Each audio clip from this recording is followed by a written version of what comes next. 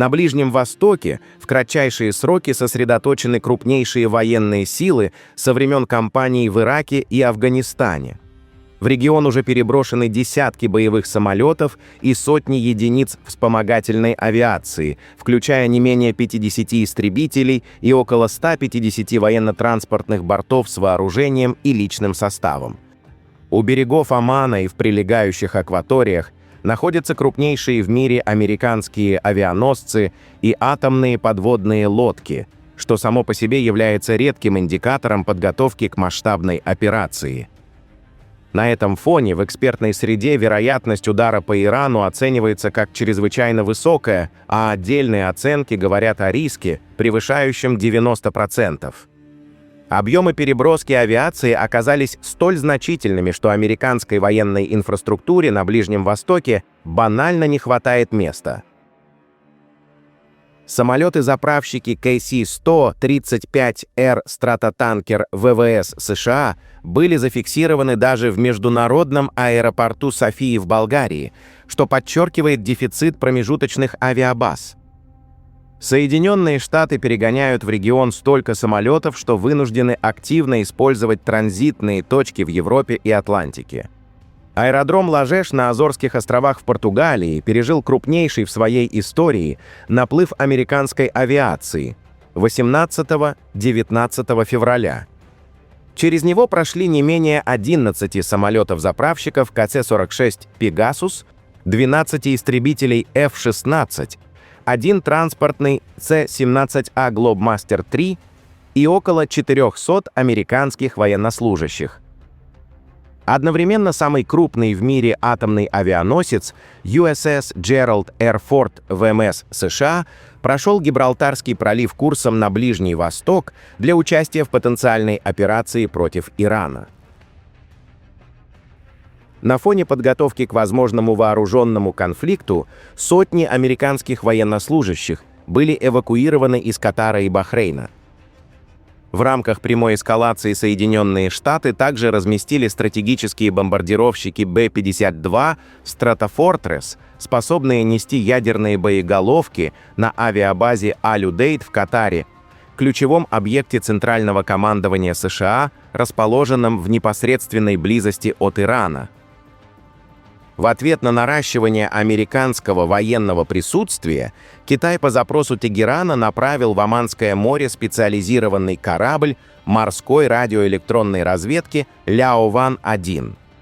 Его задачей является сбор и анализ сложных для перехвата данных, включая электромагнитные сигнатуры малозаметных истребителей и точное расположение американской военной инфраструктуры на случай удара по Ирану.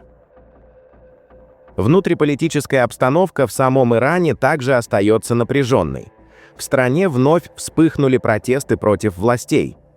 В ряде крупных университетов Тегерана и Мешхеда прошли студенческие акции, участники которых открыто выражали недовольство действующей системой управления, требовали политических изменений и расширения гражданских прав. По данным аналитиков, 19 февраля в Иране было зафиксировано наибольшее количество протестных акций за один день с 11 января. 5 крупных и более десятка менее масштабных выступлений. Структурные причины протестов сохраняются и, по мнению экспертов, могут быть устранены лишь через отказ от жесткой теократической модели, на что действующая элита идти не готова.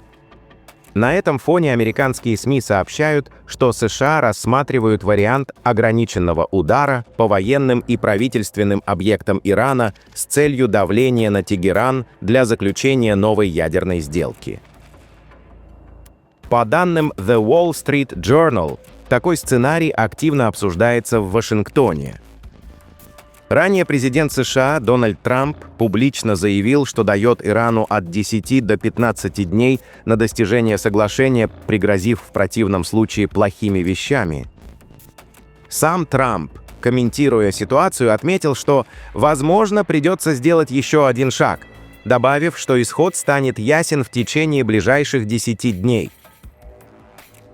По информации Reuters, официальные лица США и Ирана, а также дипломаты стран Персидского залива и Европы признают, что стороны стремительно скатываются к военной конфронтации. Израильское руководство считает переговоры зашедшими в тупик и готовится к совместным действиям с Вашингтоном. Государства Персидского залива также приводят свои силы в повышенную готовность, опасаясь, что конфликт может выйти из-под контроля и привести к масштабной дестабилизации региона. При этом, по словам двух израильских чиновников, Трамп оказался в непростой ситуации из-за масштабного развертывания войск и не может просто отступить, не потеряв лицо. Два раунда переговоров между Ираном и США завершились безрезультатно из-за принципиальных разногласий от обогащения урана до ракетной программы и санкций. По данным израильского издания Ynet, иранская сторона даже отказалась рассматривать американские предложения по ракетному вопросу. Параллельно, как сообщает Sky News, Великобритания не дала согласия на использование своих баз, включая Диего Гарсия и Раф Ферфорд, для нанесения ударов по Ирану, ссылаясь на международно-правовые ограничения. Лондон подчеркивает, что не намерен участвовать в наступательных действиях против Тегерана, хотя и усиливает собственную оборону, перебрасывая истребители F-35 на Кипр и «Тайфун» в Катар. 19 февраля Иран провел совместные военно-морские учения с Россией, отрабатывая наступательные и оборонительные маневры в Ормузском проливе и вокруг него, что было воспринято как демонстрация готовности к возможному противостоянию с США. В тот же период израильские и ливанские источники заявили о вероятности вовлечения Хезболлы в будущий конфликт. Генеральный секретарь движения Наим Кассем предупредил, что организация готова реагировать на действия Израиля, позиционируя себя как защитника Ливана на фоне пассивности официальных властей. Параллельно Иран ускоренными темпами укрепляет свою военную инфраструктуру. Спутниковые снимки фиксируют масштабные работы по защите чувствительных объектов. В частности, объект Талиган-2 в районе Парчина под Тегераном был накрыт бетонным саркофагом. Аналогичные меры предпринимаются и в других регионах страны. Усиливается и противовоздушная оборона столицы. Вокруг Тегерана развертываются дополнительные зенитные ракетные комплексы и средства радиоэлектронной борьбы. Ряд европейских государств уже отреагировал на растущие риски. Польша и Германия призвали своих граждан срочно покинуть Иран, предупреждая, что эвакуация может вскоре стать невозможной. Израиль, в свою очередь, готовится к сценарию, при котором Иран может нанести удар первым. Цахал оценивает вероятность массированных ракетных обстрелов, в том числе по гражданской инфраструктуре. Как сообщает The New York Times, стратегические бомбардировщики B-2 Spirit ВВС США приведены в состояние повышенной боевой готовности, а на передовые позиции переброшены десятки самолетов-заправщиков для обеспечения длительной воздушной кампании. Вторая авианосная ударная группа США, следующая из Карибского бассейна, может достичь Средиземного моря в ближайшие дни, а USS Gerald R. Ford, по оценкам, будет развернут у берегов Израиля для прикрытия Тель-Авива и других городов от возможного иранского ответа. Турецкие источники сообщают, что Израиль рассматривает возможность удара по системе баллистических ракет Ирана, а высокопоставленные американские чиновники ожидают, что все силы США, задействованные в наращивании присутствия, займут свои позиции к середине марта. Внутри иранских вооруженных сил фиксируется резкий рост радиообмена и перемещений, что указывает на подготовку к возможному конфликту.